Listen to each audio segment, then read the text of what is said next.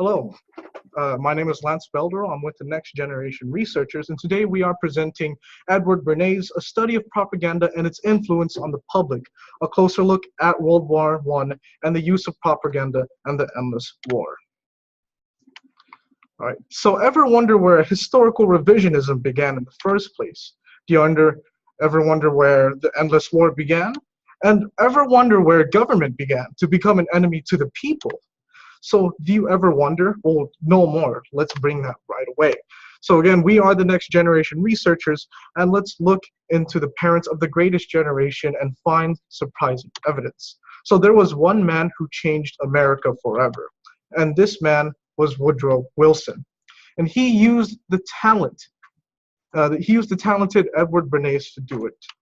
So from Edward Bernays' book entitled Propaganda, the American business community was also very impressed with the propaganda effort they had a problem at that time, though. The country was becoming formally more democratic. A lot more people were able to vote and that sort of thing, and that the country was becoming wealthier and more people could participate, and a lot of new immigrants were coming in, and so on. So Edward Bernays was from these kinds of things. He's had these kind of propaganda in the people, and he had the public mind in the making whenever he was used. So let's bring up a quote from him himself. "We are governed, our minds are molded, our tastes formed, and our ideas suggested." So now let's bring up more on his propaganda book. "The conscious and intelligent manipulation of the organized habits and opinions of the masses is an important element in democratic society. Those who manipulate this unseen mechanism of society constitute an invisible government, which is the true ruling power of our country." And now finally, if we understand the mechanism and motives of the group mind, it is now possible to control and regiment the masses according to our will without them knowing it. Very interesting stuff, but let's listen to what he wrote. "Those who manipulate the unseen mechanism of society constitute an invisible government, which is true ruling power of our country." And now even propaganda is the executive arm of the invisible government.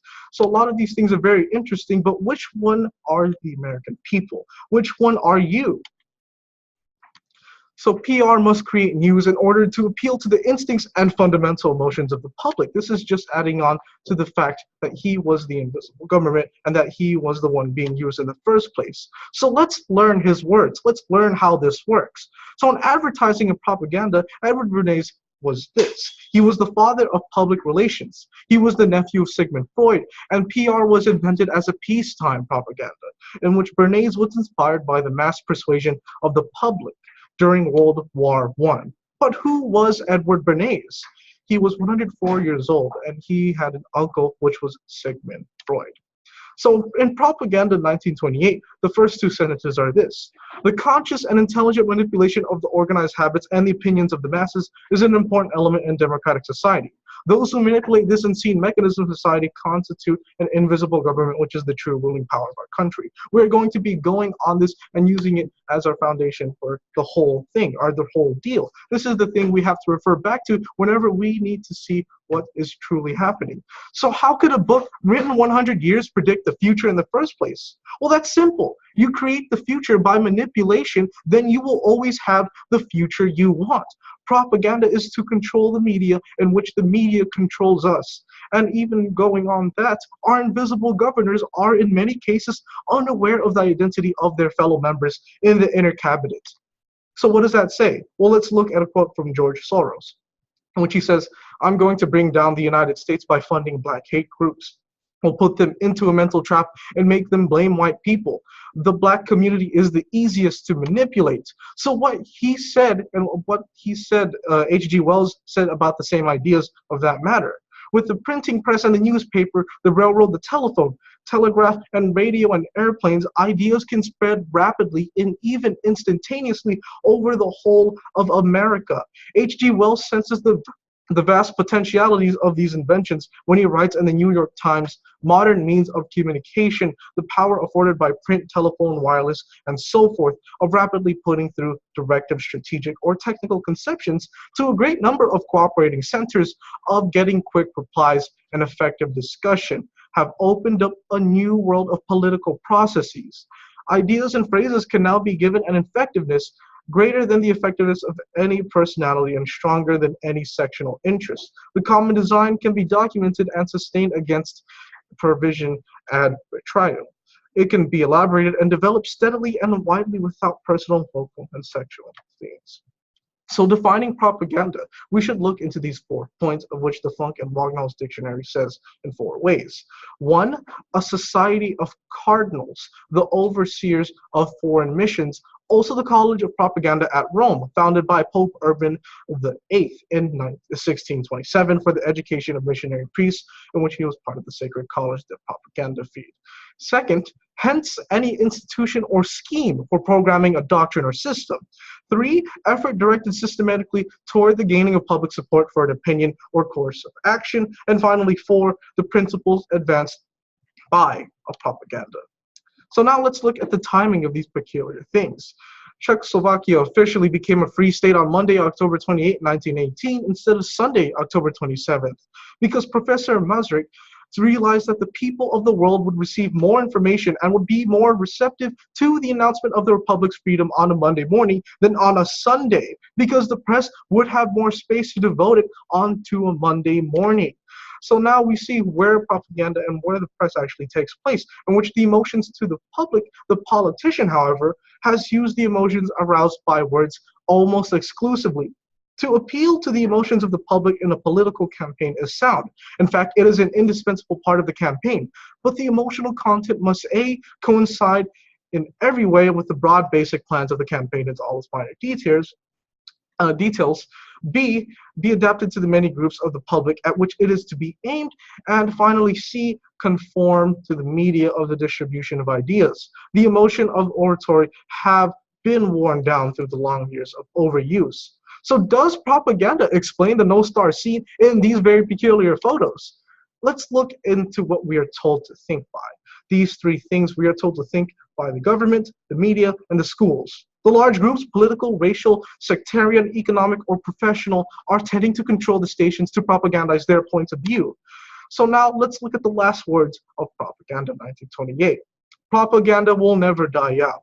Intelligent men must realize that propaganda is the modern instrument by which they can fight for productive ends and help to bring order out of chaos.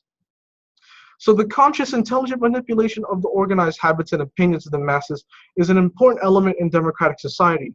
Those who manipulate this mechanism of society constitute an invisible government, which is the true ruling power of our country. Going back to that statement again and again.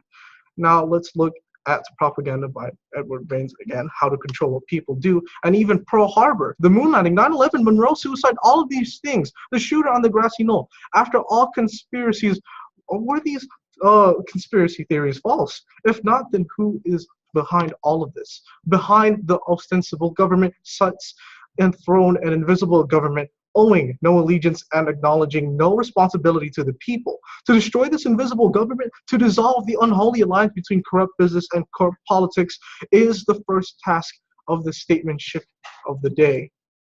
So propaganda is accustoming the public to change and progress. If we understand that the mechanism and motives of the group mind, it is now possible to control and regiment masses according to our will. Of course, we already know this from before. And again, in almost every act of our daily lives, whether in the sphere of politics or business, in our social conduct and our ethical thinking, we are dominated by the relatively small number of persons, which it is they who pull the wires which control the public mind. And Goebbels was using my book, Crystallizing Public Opinion, as a basis for his destructive campaign against the Jews of Germany. This shocked me. Further quotes from Edward Bernays. And also, newsworthy events involving people usually do not happen by accident. They are a planned, deliberate to accomplish a purpose in the first place. It's not a matter of what is true that counts, but a matter of what is perceived to be true. A quote from Henry Kissinger.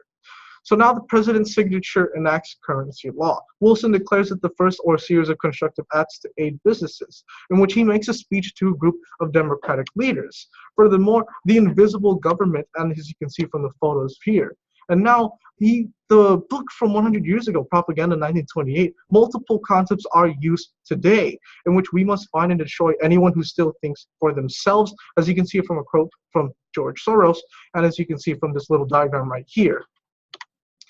Even the media even the how people say television and how people do those kinds of things. Kim Kardashian held at gunpoint in Paris, which was a media frenzy, and even the Pentagon caught paying PR firm $540 million to make fake terrorist videos. Why would all this happen in the first place unless we go back to the thing that matters the most, that invisible government? Even breaking news, something irrelevant to your life just happened and now we are going to blow it out of proportion. That's mostly what happens in media, and that's mostly what happens whenever people have a vested interest in this kind of thing. The government controls our water supply, our food supply, our medical supply, our media, our armed forces, our police. They have all our money and all of the most horrifying weapons on earth. Do you see anything wrong yet? So with this TV, I will no longer have to think for myself. I look forward to adapting the ideas and perception of reality that is broadcast from the signal. A life of mindless trivia, sports, celebrity gossip, insecurities, and material possessions are just a click away now. So surely the government will not hurt you, correct? As you can see from the multiple conspiracy theories and novels that we have here. And even this, four creepy and strange government conspiracies. As we look into the multiple conspiracy theories and the conspiracy theorists we have here, you can see that there's a pattern occurring from what the invisible government is doing in the first place. Even this, in which all three of these men were aboard the Titanic when it sunk, but 1 year later we have the Federal Reserve Bank of 1913. Why do we have these kinds of things? What if there is no conspiracy and our government really is that stupid? So let's look from a quote from Larry P. McDonald. The drive of the Rockefellers and their allies is to create a one-world government combining supercapitalism and communism under the same tent, all under their control. Do I mean conspiracy? Yes, I do. I'm convinced that there is such a plot international in scope, generations old in planning, and incredibly evil in intent. Even the Watergate scandal and multiple things such as the assassinations, all of these were planned out. All of these were part of the invisible government's things. All of this was part from what exactly happened in Propaganda 1928 and how the book perceived it in the first place. Even the councils of government, we must guard against the acquisition of unwarranted influence, whether sought or unsought by the military-industrial complex. Because the problem is not the people being uneducated. The problem is that they are educated just enough to believe what they've been taught in the first place and not educated enough to question what they've been taught in the first place. The government killed Paul McCartney and replaced him with a lookalike in order to help them in their agenda of controlling the minds of the young generation with LSD in the first place.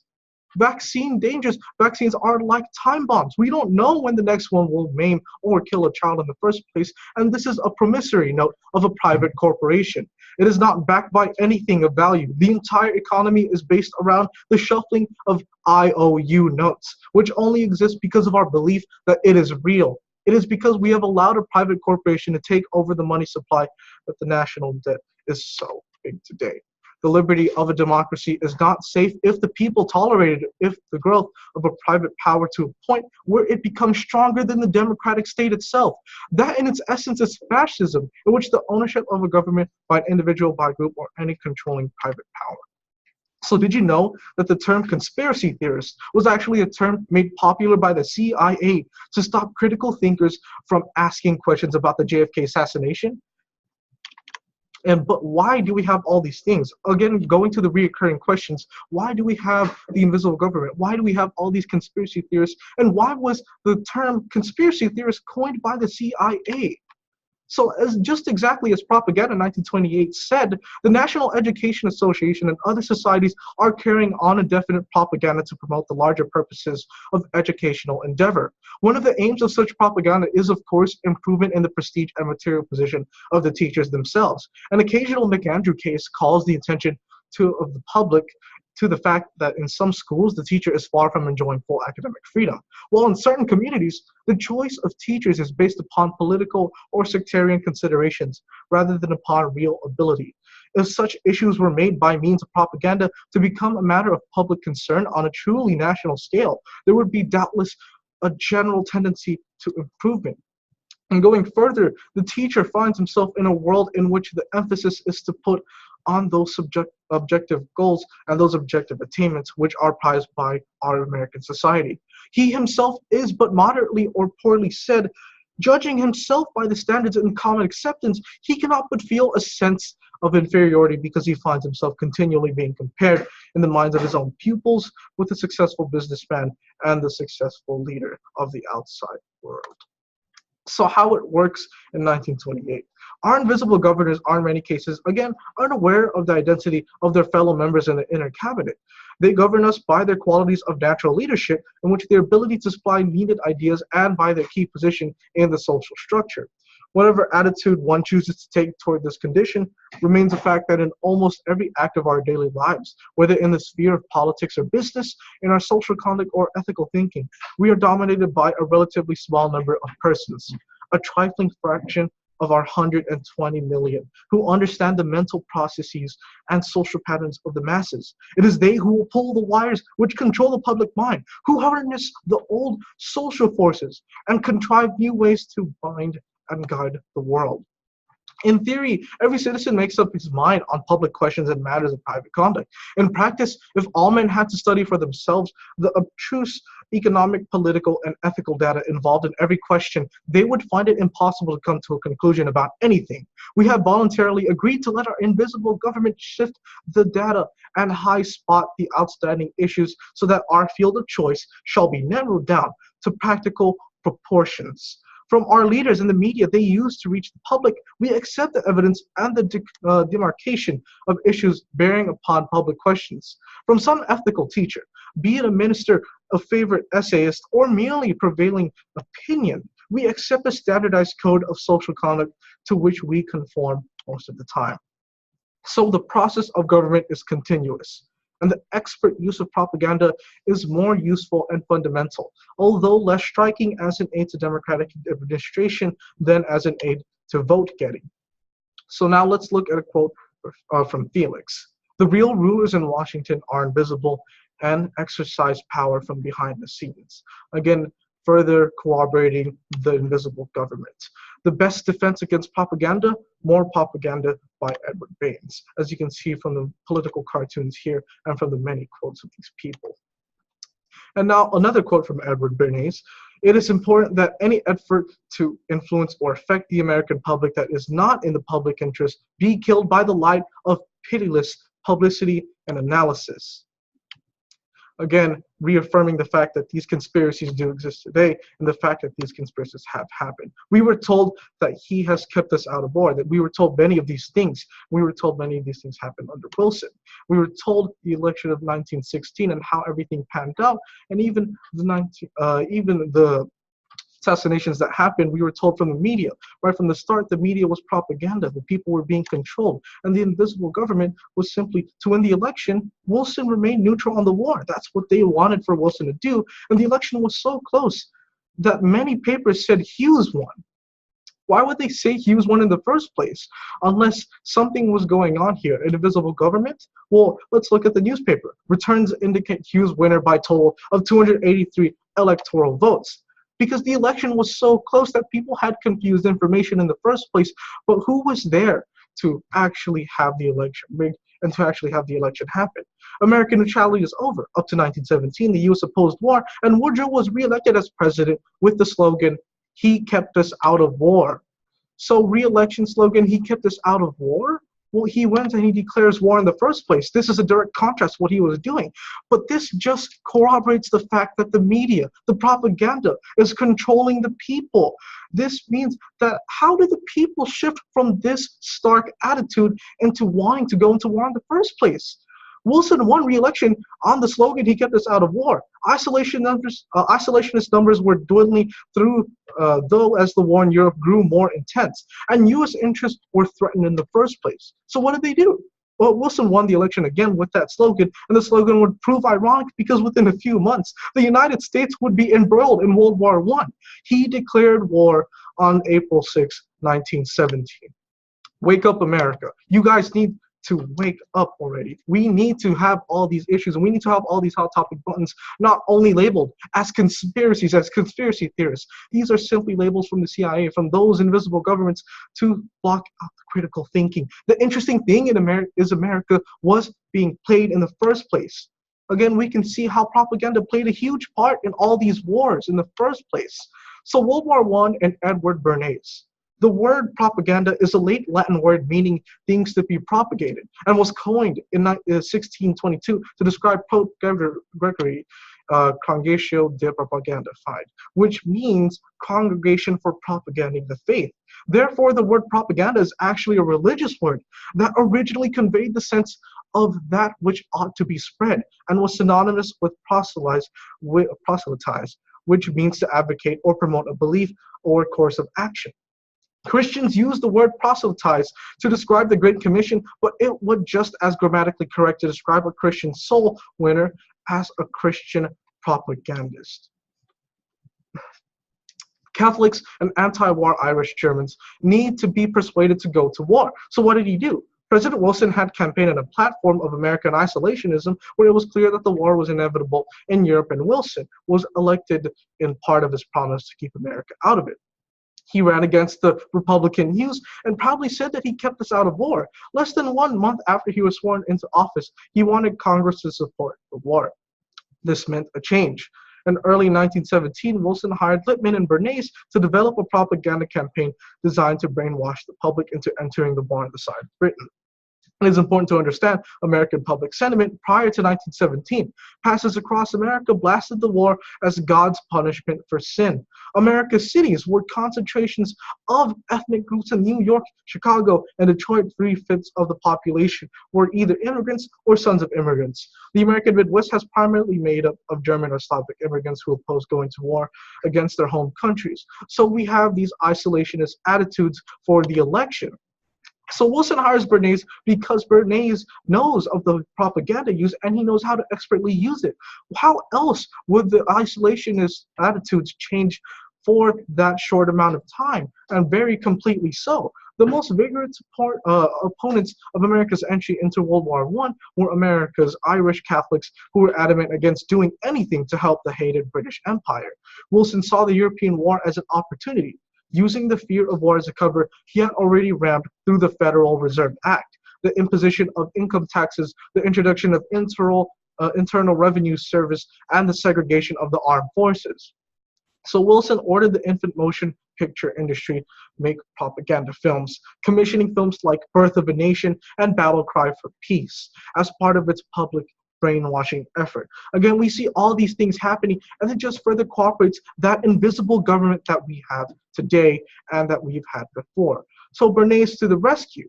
By 1917, the same public was clamoring for Wilson to take the country into the war, where World War I was the world's first experience with total war, and with it came America's first systematic and institutionalized national propaganda machine. Germans were referred to collectively as the Hun and the Prussian Python, while political posters portrayed the Hun as a raging beast ready to devour American women and children. The CPI circulated propaganda posters showing German soldiers bayoneting Belgian babies as they marched through the neutral country. Essentially, what we have here is how they propagandized the war and to get people to want to be in it in the first place. Congress votes on World War I and Bernays' ideas from April 14th, 1917 to June 30th, 1919, in which the committee used every available medium, newsprint, radio, posters, cards, buttons, cartoons, telegraph cable, and movies to engender U.S. enthusiasm for the war, including positing the notion that America would be fighting to make the world safe for democracy, and that World War would be that. As you can see from the photos here, and as you can see, which the war was to end all wars. So propaganda now, the strange part of the war begins. This is where we have these very strange things going on now that the country's attitude has been shifted very precisely because of propaganda. So Germany did not lose the war. They signed an armistice. They had defeated Russia, and on November 11th, 1918, their troops were deep in France. The war started because a Serbian national killed the next in line to the emperor, and Germany went to aid of its ally Austria. Germany didn't start the war at all, but this was revised, and someone had to pay. Germany paid for it. It was not a surrender, it was a ceasefire. Germans did not feel that they lost because they knew they beat Russia, and they knew that they wanted a ceasefire to have these contracts, but they were put on blame, as you can see from the multiple newspapers here. So Paris Peace Conference was essentially that. They blamed Germany for everything at the Treaty of Versailles. So this began January 1919 at the Palace of Versailles, and representatives from 32 countries came. Germany and its allies were not represented at all, and Russia was also excluded. So this was civil war raging from Russia in the first place. The aftermath of World War I, well, again, we've already established this fact. Germany was beaten, broke in a depression, yet they were winning the war. We already saw that they beat Russia, and we already saw that they were winning and well into winning, but they did a ceasefire. So how did they lose in the first place? Let's look into the Treaty of Versailles. So what did France want? They wanted security, they wanted revenge, and they wanted reparations in which Germany should pay for the cost damaged by invasion. So Clemenceau wanted to make sure that Germany could not invade France in the future. So what did America want? Well, Wilson wanted the treaty to be based on his 14 points. He believed Germany should be punished, but not severely. Sorry about that. He wanted a fair settlement that would not leave Germany feeling resentful. The American public and government did not support him at all. They were fed up with involvement in European affairs in the first place. So what did Britain want? Well, publicly, Lloyd George said he wanted to punish the Germans, in which the British public was very anti-German at the end of the war in the first place. Privately, he realized that Britain needed Germany to recover because she was an important trading partner.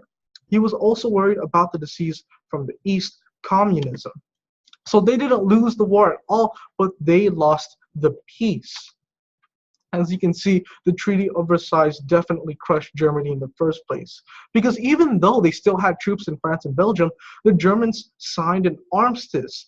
It's they who thought they were winning the war. It's the Germans who thought they were winning, but suddenly they were excluded from this conference, and immediately the Treaty of Versailles was placed on them. 6 months later, the Treaty of Versailles made Germany give up a great deal of their land, give up all of its colonies, and pay the Allied countries war reparations. So now looking further into that, Germany lost land to surrounding nations, war reparations of which allies collect money to pay back war debts to US. Germany pays 57 trillion, modern day equivalent, and Germans are bankrupt, embarrassed, guilt-ridden, and angry. Desperate people turn to desperate leaders, as you can see from the political comics here. So making the peace in the first place. As you can see from these multiple points, the Treaty of Versailles, Germans were horrified by the terms of the peace treaty. Germany had to admit responsibility. Germany had to take huge war reparations. Germany would lose territory, and Germany would not be allowed a military force. Germany signed this in the first place because they had no choice. Widespread dissatisfaction occurred, and self-determination in Eastern Europe occurred. Mandate system had occurred in Germany, in which Germany colonial holdings put in European control unit able to stand alone. Unfulfilled goals had meant in which Italy did not get promised lands for switching sides, Japan did not get recognition for holdings in China, and Russia was angry about Poland, Latvia, Lithuania, and Estonia. So hopes for global peace was the League of Nations. So after the war to end all wars, as punishment for losing the war, all Central Powers lost land and resources. Poland created a buffer zone between Germany and Russia. Germany lost the Alsace region, and Ottoman Empire and Austria-Hungary broken into separate ethnically pure countries except Yugoslavia. After World War I in 1918, BMW was forced to cease aircraft engine production by the terms of the Treaty of Versailles, in which, again, Germany has to pay those huge war reparations. So what do? They print a large amount of money just to pay off the debt in the first place. Germany didn't lose World War I, they lost the propaganda. They failed to use propaganda to its fullest, and thus they were shunned out of the deal in the first place. The U.S. used the U-boats to turn feelings against Germany, even though the ships that were sunk contained illegal arms. Germany signed an armistice, not a surrender. The peace treaty made Germany pay for a war they did not start. The treaty caused Germany to print money and cause runaway inflation, and the short-sightedness of the treaty caused World War II in the first place. Even today, we teach that Germany lost World War I because the propaganda was at the best interest, not what Germany did. How Bernays influenced America in the first place was that he got the U.S. to fight in World War I. He had Social Security, he had New Deal programs then, and he lended lease. He did the Pearl Harbor and the atomic bombing, and he also did worldwide. And that's how he influenced propaganda in the first place. And even we continue on with the list. He had consumerism, Cold War, Cuban Missile Crisis, the Berlin Wall, JFK Camelot, JFK murdered, Vietnam War, Watergate. He was involved in all this because of the propaganda involved in all of this. Again, wake up America. You have to see the propaganda as how it is. We were told that the World War was fought that this was a war to end all wars in the first place. However, nothing was further from the truth. They were having all these talks by a secretive way. This was not a war to end all wars. That was merely propaganda. We were told this, that in World War I, this was seen as, again, the war to end all wars. World War I saw 20 million killed worldwide, and it was started by Germany in an attempt to become the dominant European continental power, in which Britain, France, and the US defeated Germany and imposed the Treaty of Versailles on them. This left Germany in shambles with no money and a weak government. We were also told this, that the Treaty of Versailles, the winners had war reparations paid by Germany, and the losers, again, were Germany. So only to find this out in the first place of how all these things actually occurred. Secret German Air Force bases in USSR after World War I. So have you ever wondered how Hitler was built up in the army so quickly? Well, let's look at that. Let's look at how he was upbringing in the first place. So as you can see, the Treaty of Versailles, obviously, President Wilson proposed the 14-point point plan based on forgiveness, and France and Belgium wanted Germany to pay. So the winners, again, the winners were the Allies, and the losers were Germany. So again, you can see this political cartoon of how they had to pay the enormous reparations. So occupation and inflation. In 1923, Germany fell behind in their reparation payments. France occupied the coal-rich Ruhr Valley, so the German miners refused to work. To support the miners, the government printed money to help them buy foods and goods. Essentially, what we have here is a huge amount of inflation. So let's look at how this happened. In 1922, 100 marks and were cost in 1923 to 944,000 marks, an obvious rise in inflation. But why did Germany have hyperinflation? Well, it goes back to the Treaty of Versailles, because they were the ones painted as losers by the propaganda in the first place. So the only possible way that Germany could pay that ridiculous amount was to print money. The Allies got their money, but at what cost? The money was useless, and they had no use for it because it was so inflated. Prices soared to the point where you could not even buy a piece of bread.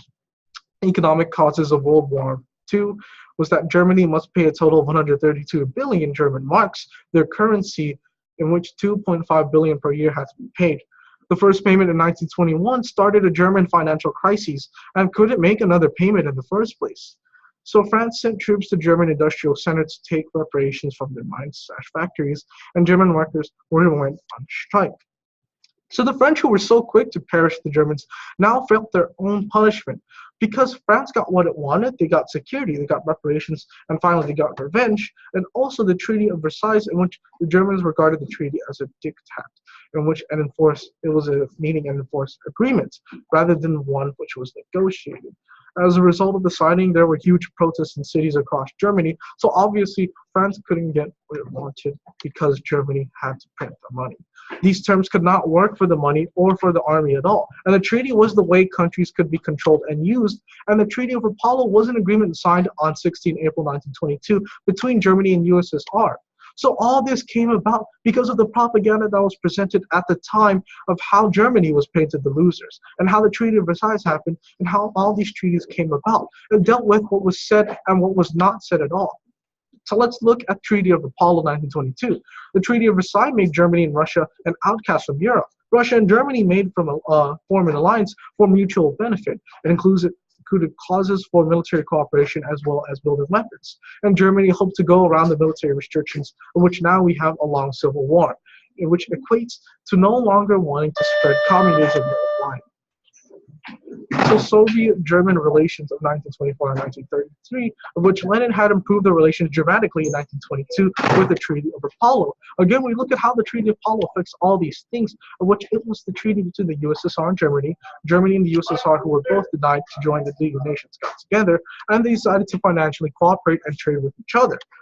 So this is what happened in the Treaty of Rapallo. So German Chancellor Joseph Wirth confers with Soviet Foreign Minister George Churchin at Rapallo, April 1922, as you can see from these multiple news presses here. So the effect this had on Germany was that it is important to distinguish between the effects on World War I on Germany and the effect of the Treaty of Versailles. Many of Germany's problems would have still existed even without the harsh terms of the settlement. So let's look at the three notable effects of the terms. 1, Germany actually emerged stronger after the war than before. 2, collapse of Austria-Hungary shifted the balance of power in the East. And finally, 3, this created a power vacuum that Germany could fill and left numerous unhappy minority groups in the new nations that were willing to follow German leadership. So again, going back to what the Treaty of Rapallo actually did, it was the first political system for the Weimar government. It was negotiated by Rothenau, designed to outfight France, and it was a pariah treaty in which the enemy of my enemy is my friend. Again, USSR and Germany agreed to no reparations demands on each other, close economic ties, normalized economic ties, secret military clauses. Diplomatically useful but domestically dangerous, confirmed to be nationalists that Weimar was secretly sympathetic to communist form of government, which it was a Jewish connection.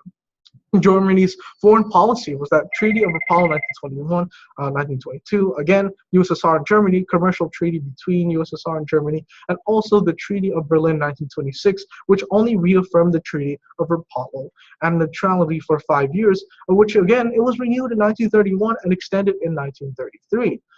Now let's look at these political cartoons here. Obviously, there was great anger over Versailles, and Germany was horrified by the reparations, which reduced military and had territorial losses. And again, the military was that they only had a regular army limited to 100,000 military personnel, no tanks or heavy artillery, no air force, just ground troops and personnel. Again, we have these multiple things because of that propaganda that happened, because of how they took about this first thing happening in the first place. We got into war, we beat Germany, and Germany was propagandized as the losers of the war.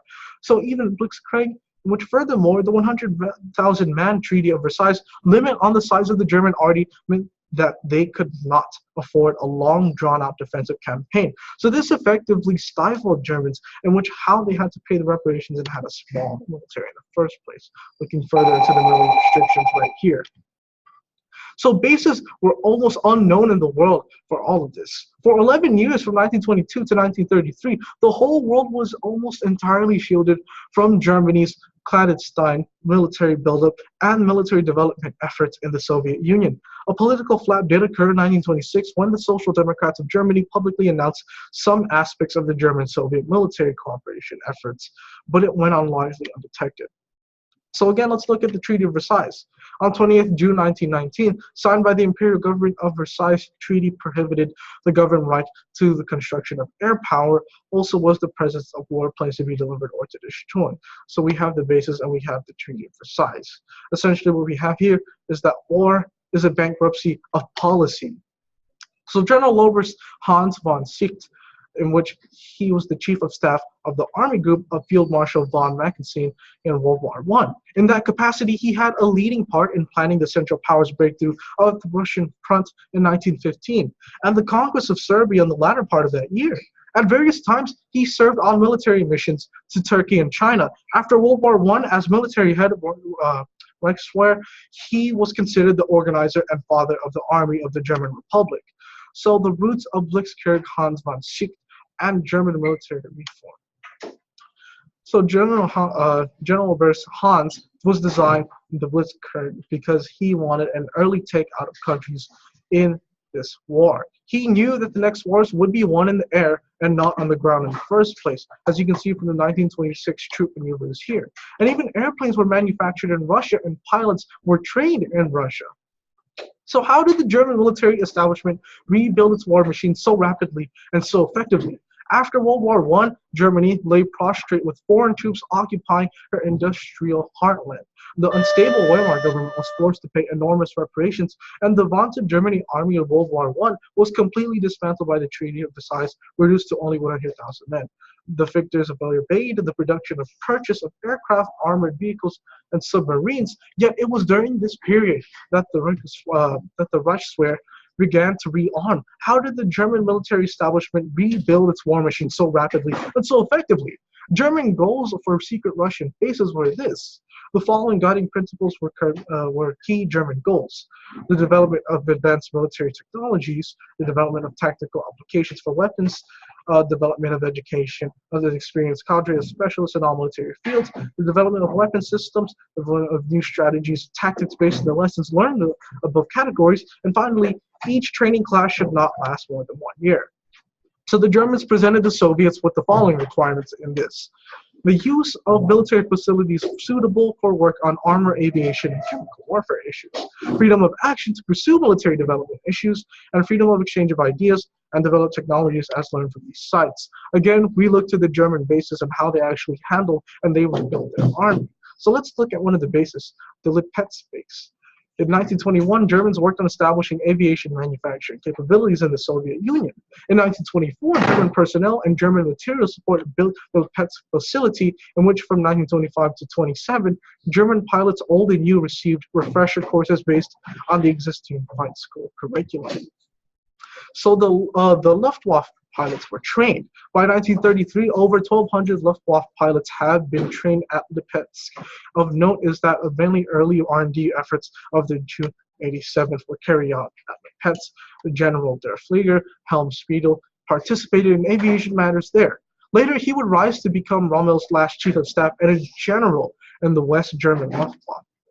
So this is what the Air Force Base was. In 1925, the Soviet government allowed Germany to open an air combat school at Lipetsk. They weren't the ones doing it, but the Soviet government allowed Germany to do it in the first place, as you can see from the Air Force Base pictures here, and which learning through warfare through secret bases in the first place. And even tanks were continuing to be made as well. In the time after the Treaty of Versailles was signed by Germany, the Supreme Army Command of Germany did not just stop developing tanks, but continued to produce prototypes with code names like Wirbelwind and Bulbelwagen. They were tested on the Kama testing grounds in USSR. As you can see, again, we have the matter of them being tested in the USSR. Obviously, we have something going on here. So the end of World War I was the beginning of World War II. But why? Because no matter what a country says publicly, wars make business money. Rich business people run in the government so that they can make more money. As you can see from this political cartoon here, war is business. So World War I can be traced to every war, since it is estimated that war against Iraq will cost approximately $100 billion. In contrast to the Gulf War of 1991, whose cost of $80 billion was shared by the Allies. The United States is expected to pay the entire cost of the present war for the American private sector, i.e. the big corporations. The coming reconstruction of Iraq's infrastructure will represent a business of $900 million, which the first contracts were awarded yesterday, March 21st, by the American government to two corporations. So propaganda continued our foreign policy based on a false premise, and the leaders know this. For more, next time, we are the next generation researchers, and my name is Belderol. Right. Do you have any questions for the presentation, Mr. Fetzer? Well, Lance, you did quite a brilliant job. I mean, this would be the substance for not just a semester-long course, but even for a year-long course. So it's just stunning, the breadth and scope. I think you make innumerable crucial points about the abuse of Germany in the aftermath of the war, and that, reconstructing Germany and putting it back on a firm economic foundation was an astounding feat. I do not know of any country in the world today where that would be possible, and it's completely admirable in innumerable different respects. I think your comprehensive coverage was fascinating, detailed, even overwhelming.